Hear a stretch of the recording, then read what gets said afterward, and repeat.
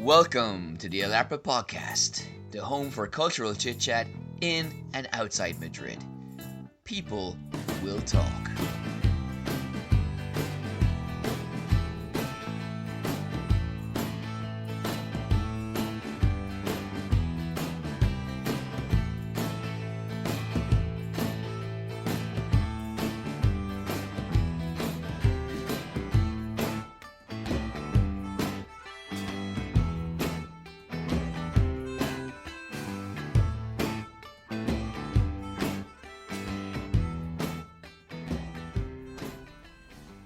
Welcome to the latest episode of the Once Before Weekly podcast. Joining me in studio is, of course, Mary. How are you doing? Very well, thank you. It's an exciting week for us, isn't it? Very. Well, our book launch is this Thursday. By the time you listen to this, it's probably already happened, depending on time that we've taken aside to edit this podcast. But Casa del Libro, one of the big chains in Spain, in Gran Via, one of the main streets of Madrid, in Spain, or anywhere in the world. And it's Bombazo. I've been told repeatedly that we're there. And it's going to be really exciting. Are you excited? I'm very excited. I can't sleep. I'm that excited. You might remember Mercedes from a previous podcast. She's a writer. Recycling people. And she probably is going to be presenting us.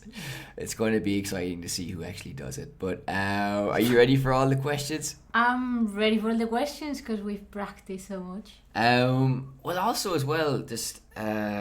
For some reason, my name isn't Spanish enough to appear on some of the websites. So it seems to the naked eye that you're the sole author of this book. I've been told the systems don't allow two names for the author, which I think is ridiculous because surely there's been, books co-authored before us. This is not the first book. That has two authors for sure. For sure, yeah. Yeah, well, I don't know. Apparently, it's just too much for them. And I went into databases. the Casa del Libro on Alcalá, and literally, the book is there in the middle of computer programming books for some reason, but that's beside the point. As I said to you, there's a sticker that says fake news and the price, €15, 15. The discount also is just there, straight away. So I think that's some kind of marketing ruse. I probably shouldn't be saying this, but it doesn't matter by this stage. And said that your name's on the sticker, so I'm very proud of you. Thanks. One of these days. I mean, there was a moment where we had to make a decision about whose name went first. Yeah. And then I said, well, I've always done this in alphabetical order in my academia days. Well, I'm not Spanish. And so it went in alphabetical order. I'm not Spanish, but I think I've been ahead, Yeah, well, I mean, at least the English version. We'll have your name first for sure. That's true. Well, I'm obviously joking. Obviously. No. Doesn't bother you one little bit. no ill will whatsoever. But the good thing is we're getting feedback that's very positive for the book. No. Very. Yes. Yeah. Translation that you've done, people say is on point. It's fantastic. So well done.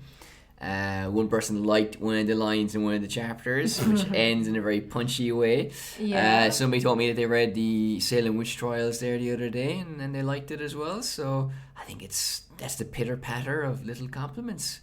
Yeah. Yeah. And we've been told we're complex, but in a positive way. That's true. Yeah. That's very. Nice. So yeah, it's gonna go really well. So it's all exciting stuff, and we'll tell you next week about how the book launch went. And I think we'll have a smashing all time. Apart from the book launch, we are also organising a St. Patrick's Day event, which by the looks of it will be advertised on the Irish Embassy website as well. So that's pretty cool. Do you want to explain something about that? What we're doing? Well, the royal we, decided that we wanted to do something different for St. Patrick's because there's no celebrations here other than the usual piece of, I was gonna say, just bar crawls and stuff like that, and exactly dressing in green and all this. So. And in the words of Alan Partridge, there's more to Ireland than that. Than that, okay. I think you said than death. It's like, that's a bit dramatic. But yeah, of course. I mean, it's gonna be great. Okay, that's the hard sell. I like it. Yeah, it's a mixture of like cultural things. So we're gonna have a bit of cinema, a little bit of literature, a bit of discussion. Why are you laughing? No, we're gonna have Melanie Lawrence and Paul O'Connor, Irishman and English woman, who play. They're going to be playing music. Dennis Rafter. Is it too early to announce that? No, well, he hasn't really replied to our last email. It's true, but he's agreed in principle. Yeah. And also we have from Irish speakers, and also we have Alvaro. I was at his magazine launch there back in the summer, but he's a Spanish writer. He's got no surname. He does, poor yeah. But we're going to protect his data. his data on the podcast, obviously. So he's a. Oh yeah. Oh yeah. Well, no, but they're artists in the public domain, though. So like they do concerts. He does something. This is completely improvised. And then the short movie is we're between two. We won't say which one it is yet. We'll be discreet about that. And it's about two movies in the Irish language. Yeah. And but we're not sure which one. No, there's two very good options, but to be both fair. Both of them are really good. Yeah, they're great. So so book launch is Thursday. We're going to be doing the St. Patrick's thing on March 13th. 14th. Okay, great. Actually, and when I actually downloaded You Ming Is Anam Dum for the first time, it was on the 14th of March, 4 years ago. Was it now? Yeah, and the book launch is on my grandmother's birthday, so serendipity. So February 13th, it's a nice thing. So what we'll do is we'll go to part 2. I think we've explained enough and violated people's privacy enough in this part, and we'll be back after this musical interlude.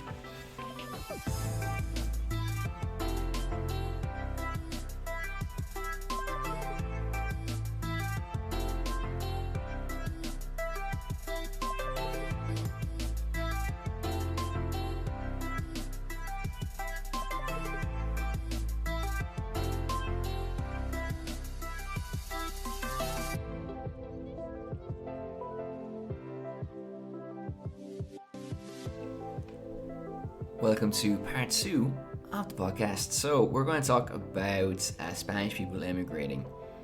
So when we think of Spanish people immigrating, I mean, in Ireland we have the students that come over every summer. I think of Spain and immigration, think of Latin Americans coming into Spain. Everywhere. They sit everywhere, that is the thing. And but I've never knew, and neither did you, and apparently nobody else did either, that the Spanish immigrated en masse to the United States of America, and even people from Leon. Not that I know anybody from Leon, because I'm not going to violate anybody's protection of that does. But ended up in places like Hawaii and things like that. Yes. If that sounds fascinating, it's a subject of a new exhibition in Conde Duque. And you were bowled over by it. I mean, this is the Spanish experience in Spain. It's emotional. There's tears, there's laughter, there's photographs next to Cadillacs, Spanish cowboys, artifacts like passports and union membership cards.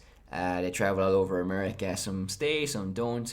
And also things get complicated by the Civil War, because a lot of people travel over in the 20s, and in this time period, in the 20s turn to the 30s, and of course the Civil War and things like that. So there's a lot to say about this. So much to say. I was very impressed by it, but I think you were particularly so.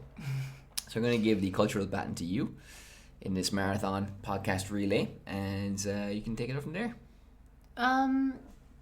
Yeah, okay, so the exhibition was focused on immigrants from Spain, basically at the end of the 19th century, beginning of the 20th century. So in 1898 is when we lost the colonies, the last colonies like Cuba and the Philippines. And yeah, it's a little bit strange to think that, for example, Florida was also Spanish and not that long before. So somehow, I don't know, other like or South American countries, you sort of expect that there's gonna be a lot of Spanish people because of the colonial history, of course, but you don't really expect, or even Cuba, but you don't really expect like immigrants going to the US. So that's something that's like I found quite striking, and especially because just as you come in, you can see the list of people that took the ship to go over to Hawaii, which is like a bit surreal. They were going from very small places in Spain, and they were given like free tickets to go to Hawaii to work the land. So that was like a US initiative to, I don't know exactly why they picked Spaniards, but they put that advert out, and many people took advantage of it and went over to work the land and then settled there, and many didn't even come back. So, and the exhibition is like focused very much on. It was a bunch of people, basically a bunch of researchers that went to speak to families and try to get all these documents, because there's no record or not such a thing as an archive of what happened to these people. It's more what has been kept in everybody's houses of the descendants of them. Some of them like never met their grandparents, for example, or they don't even speak Spanish. They're just US citizens that became recently aware of this past, either because they found the belongings of their relatives, or because they were prompted by the researchers. So it was a whole discovery even for themselves, and that's what the exhibition is put together with, all these documents from all these relatives. Yes, that's why it's never been seen before, because these are really coming from the private families. Archives. Yeah, and so what's surprising is we've heard of Chinatown, Little Italy, and we've heard as well of Irish neighborhoods in Boston and other parts of America, but there was a Spanish town, or Little Spain, like Little Italy, which doesn't seem to survive, because we do have cultural legacies of Little Italy's and Chinatown that they still persist, and they're still meeting places for those ethnic minorities, or those immigrants, or those descendants of those immigrants. So I wonder if the Spanish were so successful at integrating that there's no need for it, Well, that's an interesting topic, I think, in the exhibition, because it actually reflects on that. And it says towards the end that they didn't become like integrated. They still had their communities, or they were doing well with everybody, but they kept their traditions. They had clubs that they had gatherings, sports occasions, fiestas, things like that.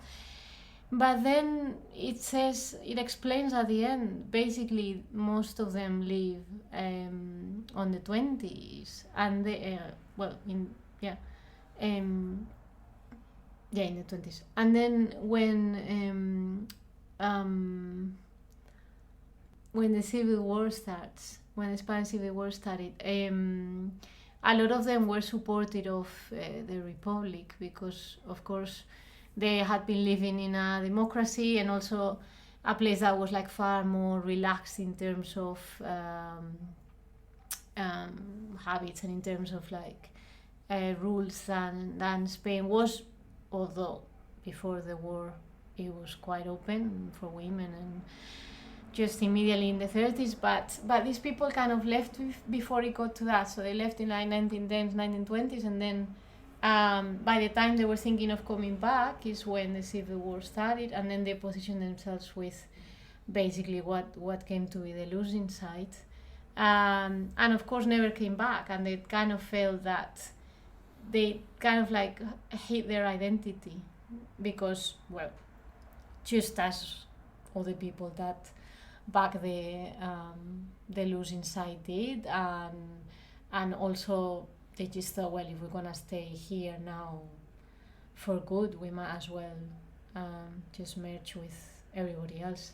And this is one of the reasons why they haven't become like such I don't know, defined community as Italians, for example, were, and there hasn't been that recollection of them being an important community, either over there or even here, because honestly, I knew about the immigration to do with Cuba, to do with ex-colonies, but I never knew about this aspect of people emigrating to the US.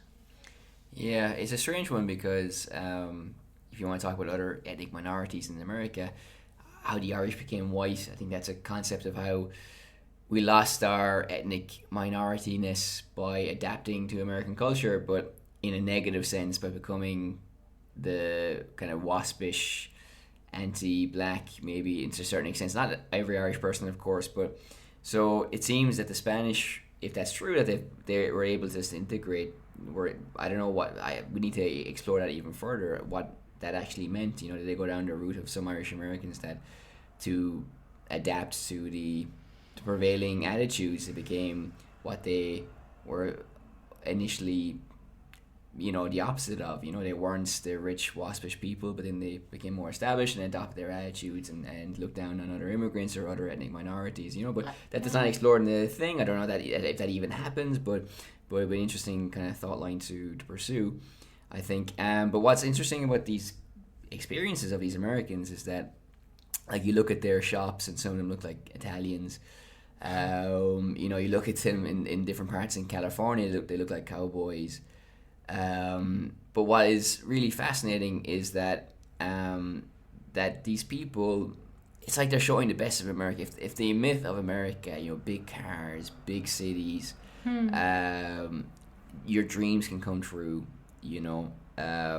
It's like from their photographs, it seems like they're really living it. They're on the beach, they're adopting the poses of American boxers or baseball players. They're next to big cars, as I mentioned. They're having hot dogs. They're living what seems to be the life. So it seems like a very seductive, very compelling narrative where it's just like, this is the place to be. If you're an immigrant, you want to change your life, come here. I think that's America has a magic. We've mentioned that before, and obviously, the fantasy is never quite the same as the reality, but America at its best as an idea is really represented through these experiences of Spanish people, I think. Yes, definitely. But well, there was a reflection on the captions or the pictures of that they were almost kind of posing or adopting, as you said, what was meant to be the stereotypical thing. I doubt very much that many of these people, I mean, okay, some of them opened shops and everybody works hard when they have a shop, but a lot of them work the land, and a huge amount of them, the ones that came from Asturias in particular, were miners, and they worked in different mines. So different regions specialized in different things. But for example, for the mines, I mean, it was like terrible work. It's really hard, and they would have had really heavy going. So fair enough. Like, what got to their relatives maybe was what photographs, which were rare to start with here, or not that common for everybody to take photographs all the time. And then, fancy cars or going to the beach or things that maybe here they never dreamt of, because most of the ones that emigrated were from small villages. They weren't even from like Madrid or Barcelona. Yeah. And also, you mentioned that the women were wearing modern clothes. They looked a lot freer. People in general seemed happier. So contrasting that with Spain in this period, apart from financial constraints, maybe socially, the same opportunities weren't there. There's less openness compared to what was in America at the time. Not as well. It's hard to compare, because then again, I was reflecting when we were there on how American society or US society is very conservative by nature. So and even like that, the time that we're talking about, okay, some of them, for example, appear in shops with black people, for example, serving black people.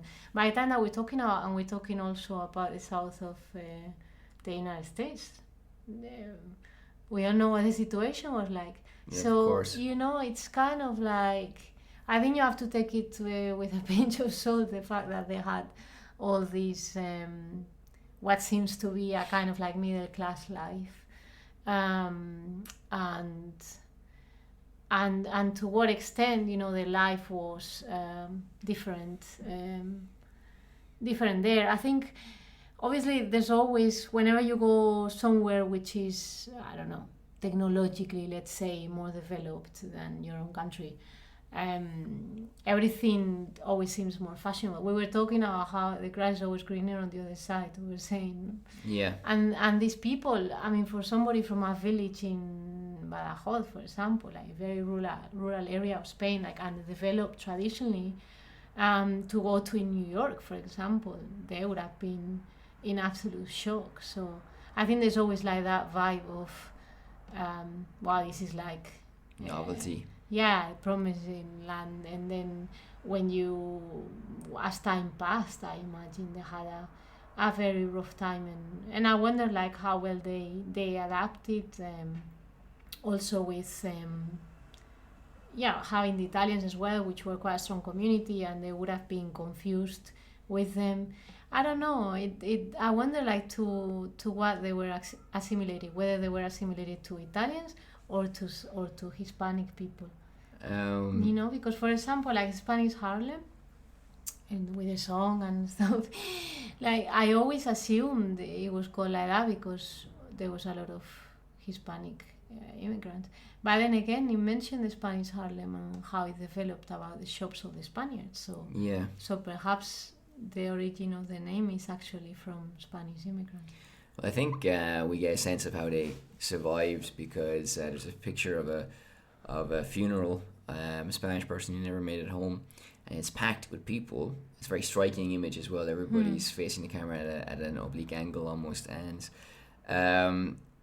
so if someone died, there was a community there to send them off, and presumably, I know you mentioned it at different different parts of Spain, specialize in different things, but I'm sure there was people from all over the country grouped together in these neighborhoods in America, and also we had a situation where you could see the union cards, and how there's a Spanish clubs, societies where people came together and kind of maintained some of their Spanish life, but also gave money to Spanish people that needed it, as a way to raise funds for somebody who was in some kind of financial need as well, which again replicates and mirrors the things that we can see with other ethnic communities around this time as well. So I think you probably followed a lot of the same patterns, So in one sense, yes, you marveling at, it's like Job as well, that book we mentioned in a previous podcast, he's walking around New York amazed, but then again at the same time he's spending a lot of time in these ghettos or with his community in these neighborhoods, so I think you have one foot in this novelty and one foot in your community, and you're straddling both those identities, Yeah, definitely. I would agree. I was just thinking about how much is packed in there, and you have all this information, but then there's so much that really is unknown. Yeah, I mean, I think like Irish Americans sent money home to the cause, the Irish War of Independence. But again, as you mentioned with the Civil War, you had concerts and fundraising and things like that. So in that sense as well, I think it followed a very similar pattern to other ethnic minorities that were trying to make their way in America. So, we can see trunks that are 100 years old, like these, suitcases that originally were used by the people featured in the exhibition. We can see a movie at the end as well where the family members reminisce about, well, not even reminisce because sometimes they didn't even know the people, And we had a conversation about this as well, how we don't really remember our great-grandparents or like down the line, so it's an interesting exhibition in that sense as well, because you have someone in your family, the Spanish family, goes to America, makes a life for themselves, they come back or they don't, they die at the age of 30 for some reason, as one guy mentioned about, it's just like it's kind of interesting, but there's also a disconnect there as well. So it's just maybe we can kind of realize how little we kind of preserve maybe of our own family's histories as well. But yeah, so I mean, overall, it's a compelling and fascinating exhibition. Is there anything else you want to say about it? No, I think it was a great initiative from the researchers that decided to pursue that topic and meet all these people, because it's just one of these rare things in history that is completely forgotten, and it's just a very interesting aspect, if nothing else, to see.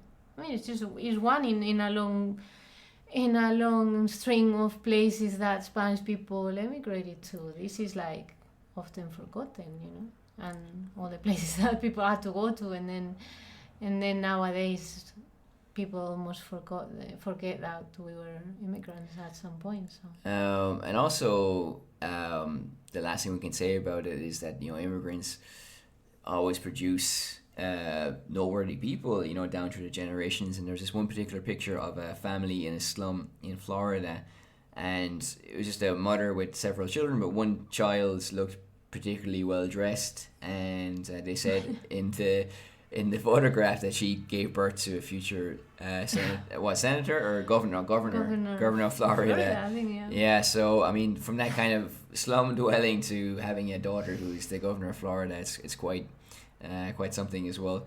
So as we said, it's in Conde Duque. It's free entry, and there's also other exhibitions there also. So once you're finished there, walk around, and we saw some birds migrating west for spring. Very true. So yes, that's it. We'll park it there for the moment, and we'll see you back in part 3.